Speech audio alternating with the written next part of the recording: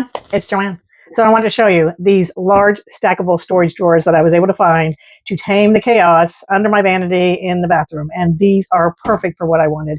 Each drawer is surprisingly spacious. Look at that. Comes right out, smooth operation.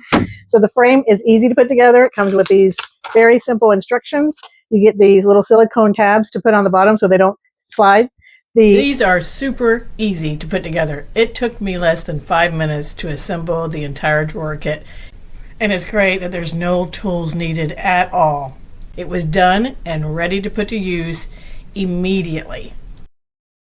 Look at that. These are amazing. They're stackable. They make it real easy to stack them so they stay together. Very nice. So you can put two together or one at a time. Now, here's the best part. Let me show you what I'm using them for. I love it. Okay, so here it is. This is the finished product. I only needed it on one side under my vanity, but look how easy those drawers are to open. I love that they're clear. I can see whatever it is that I need without opening it until I need it. This is all for my hair stuff. I did put a Lazy Susan on top to get to my hairspray, but look, so simple, so easy to open. Lots of stuff I can store in there. I love it.